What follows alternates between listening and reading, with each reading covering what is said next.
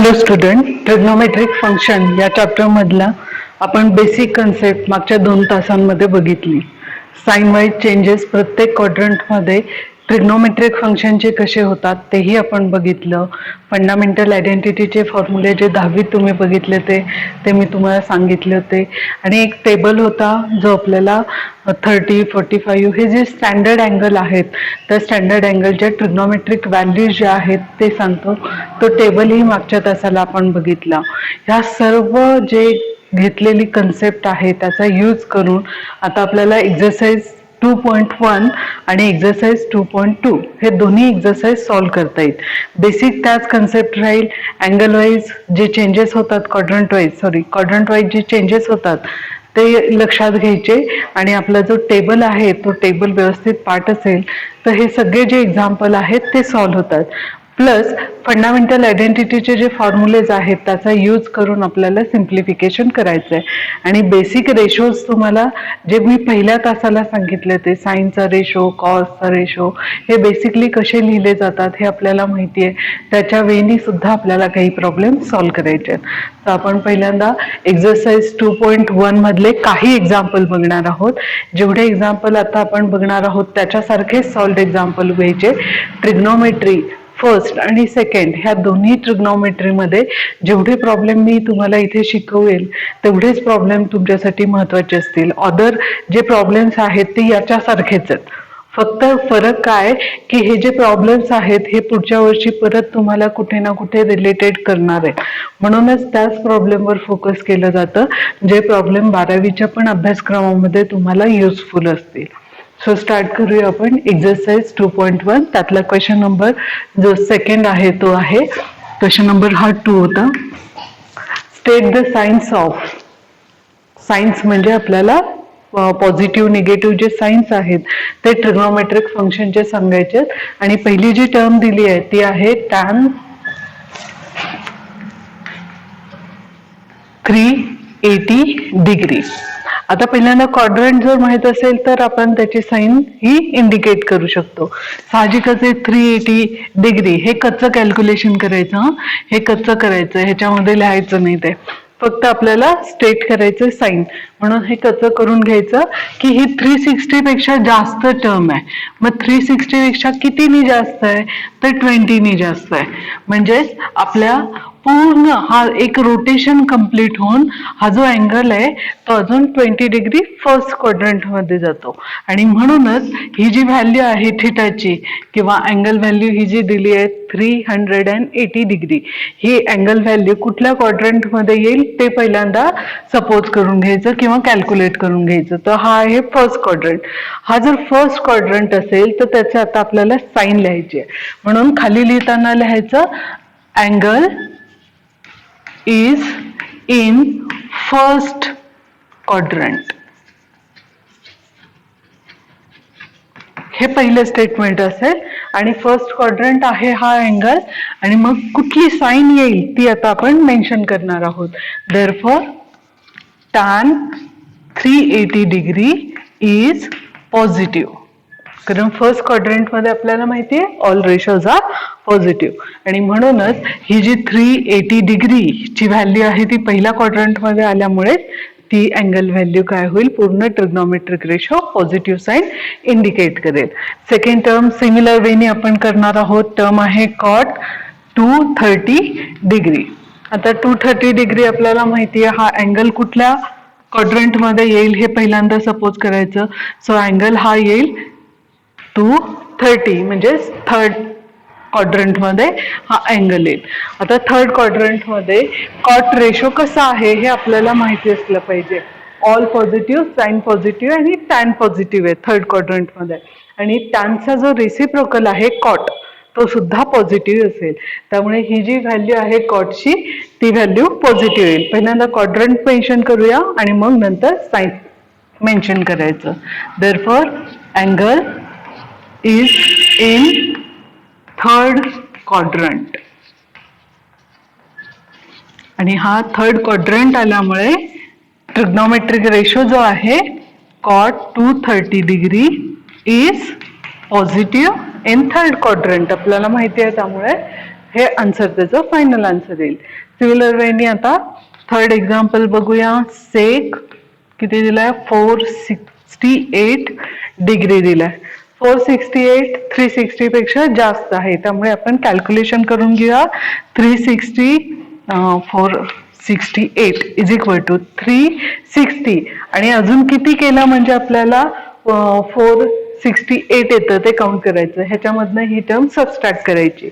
ही जर सम सबस्ट्रॅक्ट केली तर पहिला 8 6 ला 6 गेले 0 आणि इथे येईल 1. तुम्ही प्रॉपर सबस्ट्रॅक्शन करून बघू शकता. मी हे इथे सपोज केलं अपॉन आणि सबस्ट्रॅक्शनची जी व्हॅल्यू आली आहे ती 108च्या फॉर्म मध्ये आली आहे. आता हा जो अँगल आहे हा 1 रोटेशन पूर्ण करणार आहे. सो 1 रोटेशन इथे 360चं पूर्ण झालं आणि 108 म्हणजेच हा क्वाड्रंट कितवा येईल, मग सेकंड क्वाड्रंट येईल. कारण 180 पेक्षा ती व्हॅल्यू छोटी आहे, 180 पेक्षा लेस आहे, त्यामुळे ही व्हॅल्यू येईल सेकंड क्वाड्रंट मध्ये. सेकंड क्वाड्रंट मध्ये हा आला 468 अँगल आणि सेकंड क्वाड्रंट मध्ये आता चेक करायचंय सेक रेशो. सो सेक रेशोची व्हॅल्यू आपल्याला माहिती इथे ऑल रेशोज पॉझिटिव्ह आणि इथे साइन पॉझिटिव्ह आहे सेकंड क्वाड्रंट मध्ये. आता सेकंड क्वाड्रंट मध्ये साइनचा जो रेसिप्रोकल आहे कोसेक तो सुद्धा पॉझिटिव्ह असेल आणि अदर सर्व जे रेशोज आहेत ते या क्वाड्रंट मध्ये निगेटिव्ह असेल. त्यामुळे हा सेक 468 जो आहे तो निगेटिव्ह असेल सेकंड क्वाड्रंट मध्ये. पहिल्यांदा क्वाड्रंट लिहूया. Angle is in second quadrant आणि हा जर अँगल सेकंड क्वाड्रंट मध्ये असेल तर आता त्याची व्हॅल्यू लिहूया ट्रिग्नोमेट्रिकची. So sec 468 degree is negative in second quadrant. So second quadrant मध्ये ही व्हॅल्यू निगेटिव्ह असेल. या वेळी आपल्याला क्वाड्रंट मेन्शन करता आले पाहिजे, तसंच त्याच्या साइन्स सुद्धा मेन्शन करता आल्या पाहिजे. म्हणजे खालचं जे आहे ते क्वाड्रंट मेन्शन करण्याचं एक्झाम्पल आहे आणि वरचं जे आहे ते साइन आपल्याला इंडिकेट करायची. या केसमध्ये आपण क्वाड्रंट पण इंडिकेट केलाय आणि साइन पण इंडिकेट केलाय. पुढच्या ह्याच्यामध्ये फक्त क्वाड्रंट आपल्याला इंडिकेट करायची, त्याची positive sign negative sign indicate करायची नाही. सो 4th नंबरचा जो क्वेश्चन आहे तो state the quadrant in which theta lies. म्हणजे थिटा कुठल्या क्वाड्रंट मध्ये आहे ते फक्त आपल्याला मेन्शन करायचंय आणि त्याच्यासाठी काही कंडिशन दिलेल्या आहेत. त्या कंडिशनचा अभ्यास करायचा किंवा समजून घ्यायच्या त्या कंडिशन आणि त्याच्यानुसार क्वाड्रंट आपल्याला मेन्शन करायचं आहे. सो पहिली कंडिशन काय दिली आहे हे लक्षात येतंय तुम्हाला. Sign theta is less than 0 आणि लेस दॅन 0 असल्यामुळे साइनची व्हॅल्यू निगेटिव्ह येणार. आपल्याला माहिती आहे की जेव्हा आपण नंबर लाईन घेतो सेंटरला 0 असतो, इकडच्या सगळ्या टर्म पॉझिटिव्ह असतात, इकडच्या सगळ्या टर्म निगेटिव्ह असतात आणि लेस दॅन 0 म्हणजेच ह्या निगेटिव्ह व्हॅल्यूज सगळ्या लहान असतात आणि ग्रेटर दॅन 0 याचा अर्थ ह्या सगळ्या व्हॅल्यूज पॉझिटिव्ह असतात. हे जे लॉजिक आहे ते घ्यायचं आणि त्याच्यानुसार प्रॉब्लेम जो आहे तो सॉल्व्ह करायचा आहे आपल्याला. पहिली स्टेटमेंट काय, sine theta is less than 0 and tan theta is greater than 0. टॅनची व्हॅल्यू पॉझिटिव्ह आणि साइनची व्हॅल्यू निगेटिव्ह असं कुठल्या क्वाड्रंटमध्ये हे आपल्याला शोधून काढायचं आहे. त्याच्यासाठी पहिली जी टर्म आहे ती पहिल्या कंप्लीट करून घ्यायची. आता साइनची व्हॅल्यू निगेटिव्ह कुठल्या कुठल्या क्वाड्रंटमध्ये असते हे जनरली आपल्याला माहिती आहे. All positive, sine positive. मग ह्या दोन क्वाड्रंटमध्ये प्रत्येक ट्रिग्नोमेट्रिक रेशो, हे एक लॉजिक पण लक्षात घ्यायचं, प्रत्येक ट्रिग्नोमेट्रिक रेशो दोन क्वाड्रंटमध्ये निगेटिव्ह असतात आणि दोन क्वाड्रंटमध्ये पॉझिटिव्ह असतात. तुम्ही काल शिकवलेलं बघा, परवा शिकवलेलं, त्याच्यानुसार तुम्हाला लक्षात येईल प्रत्येक ट्रिग्नोमेट्रिक रेशो हे दोन ठिकाणी पॉझिटिव्ह असतात आणि दोन ठिकाणी ते निगेटिव्ह असतात. आता साइन निगेटिव्ह कुठल्या कुठल्या क्वाड्रंटमध्ये, इथे ऑल पॉझिटिव्ह, इथे साइन पॉझिटिव्ह आहे, त्यामुळे ही टर्म येणार नाही. मग निगेटिव्ह कुठे आहे त्या व्हॅल्यू, सो सेकंड क्वाड्रंटमध्ये साइन निगेटिव्ह आहे आणि थर्ड क्वाड्रंटमध्ये साइन निगेटिव्ह आहे आणि फोर्थ क्वाड्रंटमध्ये साइन निगेटिव्ह आहे. सो दोन क्वाड्रंट मिळाले आपल्याला पहिल्या टर्मवरनं. आणि आता दुसऱ्या टर्म कडे जायचं, कारण दोन्ही टर्म एकमेकांना कनेक्टेड आहे, म्हणून दुसऱ्या टर्मचं सॅटिस्फॅक्शन कुठे होतंय ते चेक करायचं. So tan theta is greater than 0, म्हणजे टॅनची व्हॅल्यू कशी आहे, पॉझिटिव्ह आहे. आपल्याला माहिती आहे पॉझिटिव्ह टॅन कुठे कुठे आहे, so it is first quadrant and it is third quadrant. मग फर्स्ट क्वाड्रंट मध्ये ही व्हॅल्यू नसणारच आहे, कारण आपल्याला टर्म काय दिलेली आहे, साइन निगेटिव्ह पाहिजेल आहे. म्हणजे हा क्वाड्रंट कॅन्सल झाला आणि मग आपला आन्सर ही हिच्यामध्ये कॉस पॉझिटिव्ह आहे, त्यामुळे हाही कॅन्सल होईल आणि मग आपलं प्रॉपर आन्सर काय आलं, साइन पण निगेटिव्ह आणि टॅन पॉझिटिव्ह असा थर्ड क्वाड्रंट आहे. म्हणून त्याच्यावरून रिझल्ट लिहायचा, therefore theta lies in third quadrant. हे त्याचा आन्सर झालं. याच वेळी पुढची पण टर्म एक्झामिन करून घ्यायची, पॉझिटिव्ह कुठे आहे, निगेटिव्ह कुठे आहे हे चेक करता आलं पाहिजे. त्याच्यानुसार दोन्ही थीटा, दोन्हीच्या व्हॅल्यूज ह्या थीटाच्याच व्हॅल्यूज असल्यामुळे दोन्ही जे अँगल्स आहेत ते एकाच क्वाड्रंटमध्ये आपल्याला ऑटोमॅटिक मिळतात.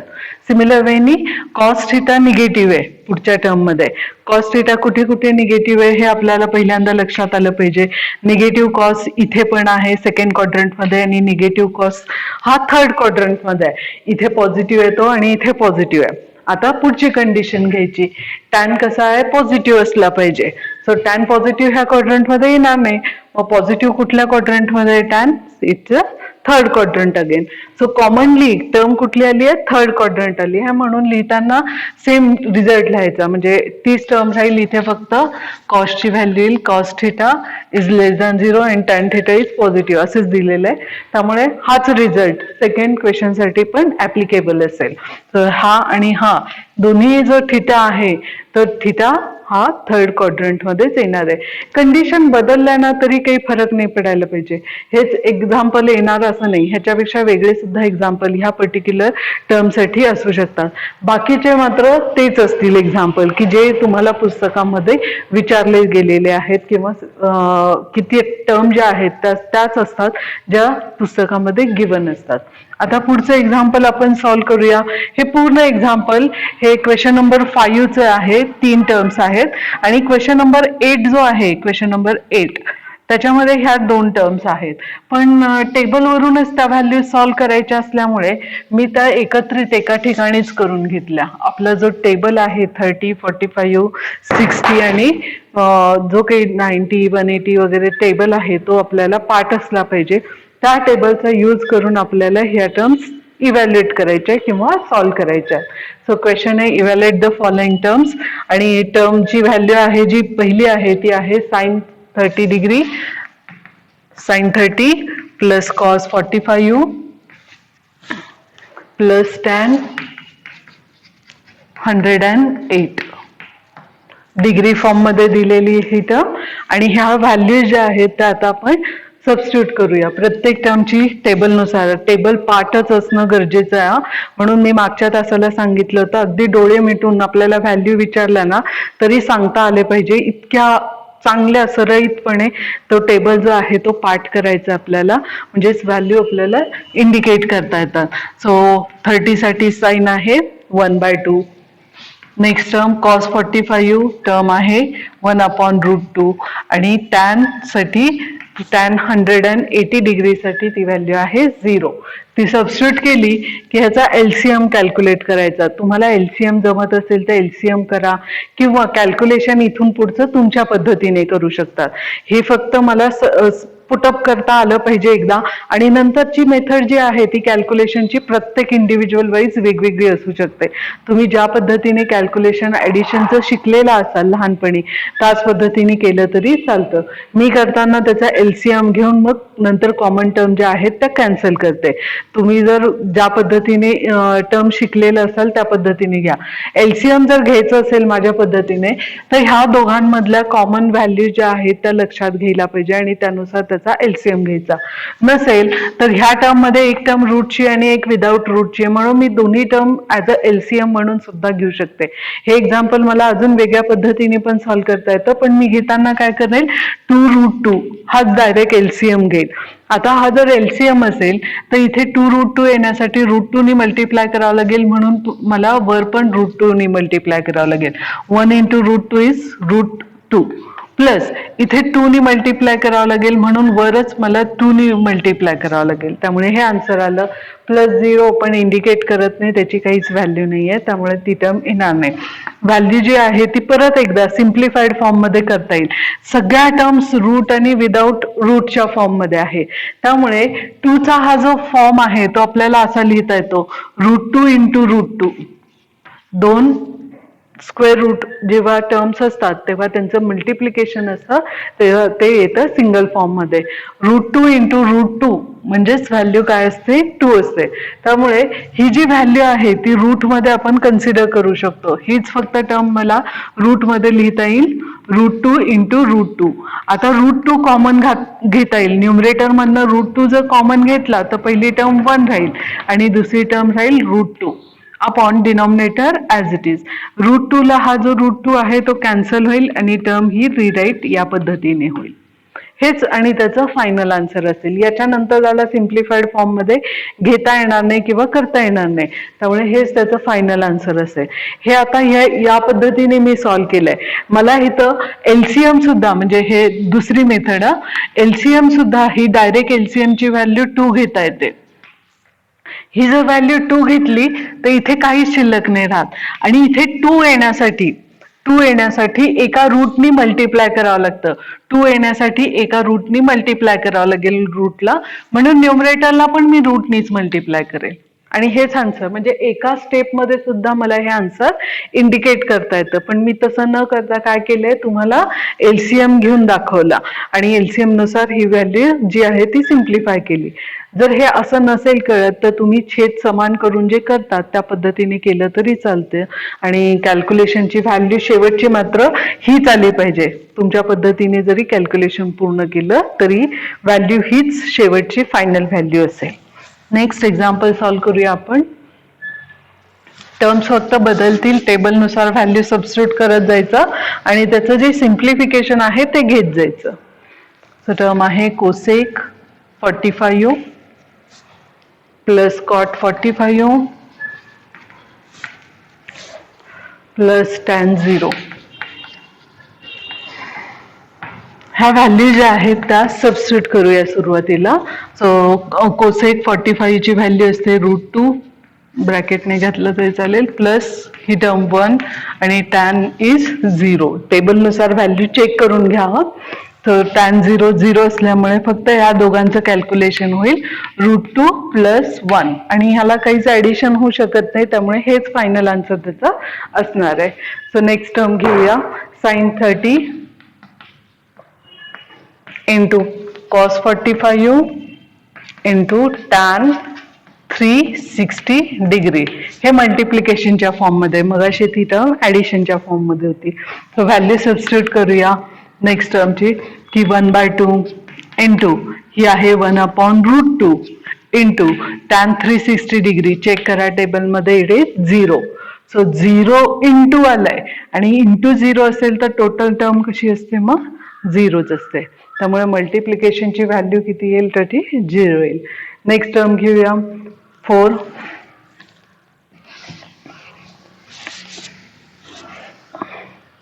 हे क्वेश्चन नंबर 8 मधलं आहे. 4 cot 45 minus sec square 60 degree plus sine 30 degree. So check करूया टर्म्स आणि मग व्हॅल्यू सिम्प्लिफाईड फॉर्म मध्ये घेऊया. सो ह्या ज्या व्हॅल्यूज आहेत त्या सबस्टिट्यूट करूया. 4 × 1 मायनस ही टर्म आहे 60 म्हणजेच 1/2 म्हणजे 2 येईल. सो 2 चा स्क्वेअर, ट्रिग्नॉमेट्रीचा स्क्वेअर आहे त्यामुळे ट्रिग्नॉमेट्रीचा स्क्वेअर करायचा, व्हॅल्यूचा स्क्वेअर येईल, प्लस 1/2. सिम्प्लिफिकेशन करूया. 4 × 1 इज 4, 2 चा स्क्वेअर करा 4 प्लस 1/2 आणि ही जी व्हॅल्यू आहे प्लस मायनस 4 एकमेकांना कॅन्सल होईल आणि आन्सर येईल फक्त 1/2. हेच फायनल आन्सर असेल त्याचा. नेक्स्ट टर्म सिमिलर वेने कॅल्क्युलेट करा. टर्म आहे cos स्क्वेअर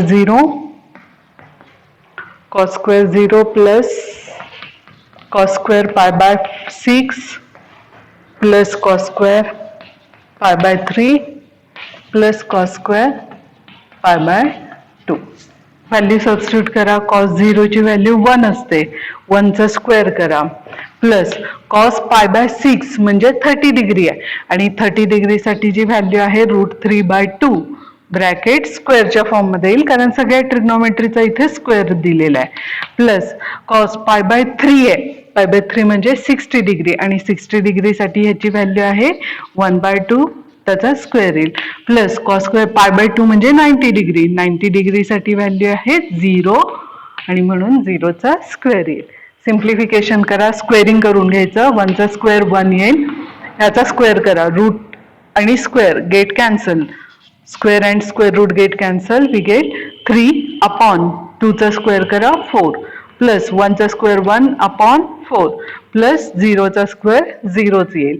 हा 0 नंतर नाही लिहिला तरी चालेल, ह्याचा एलसीएम येईल 4 कारण इथे 4 हीच टर्म कॉमन व्हॅल्यूज आहे, एलसीएम येईल 4. इथे /4 येण्यासाठी 4 नी मल्टिप्लाय करावं लागेल, म्हणून 4 प्लस 3 प्लस 1 कारण ह्या टर्म्स आहे तशा /4 च्या फॉर्म मध्ये असल्यामुळे आहे तशाच राहिल्या. कॅल्क्युलेशन करा, सो इट्स 7 8/4 8/4 डिवायडेशन होईल आणि टर्म इन 2. सो ह्या टर्मचा आन्सर किती आला आपला 2.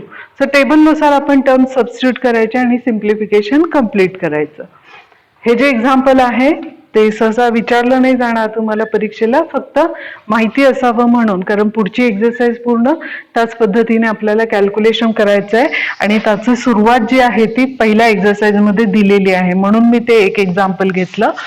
बाकीचे एक्झाम्पल जे आहेत ते क्वेश्चन नंबर एक्सरसाइज 2.2 मध्येच आपल्याला बघायचे आहेत डायरेक्ट, पण कळलं पाहिजे आणि त्याच्यासाठी टर्म काय आहे, फाइंड ट्रिग्नोमेट्रिक फंक्शन्स.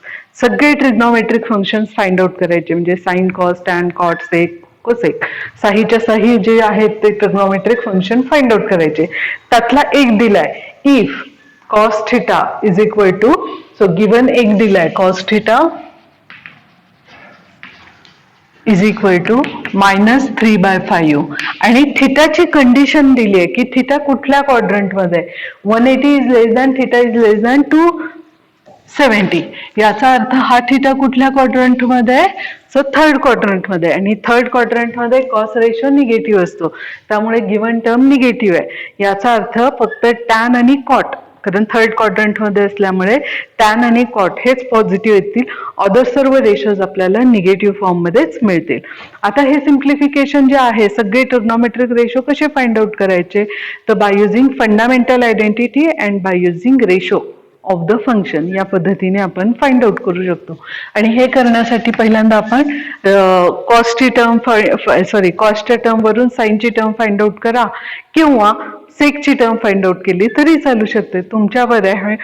याच्यामध्ये ना सिक्वेन्स मॅटर नाही करत की तुम्ही साईनची अगोदर करताय की कॉटची अगोदर करतायत, सेकची अगोदर करतायत की कसं करताय, ही सिक्वेन्स जे आहे ते मॅटर नाही करत, फक्त value by using fundamental identity solve करायचं, एवढं मात्र नक्की लक्षात ठेवायचं.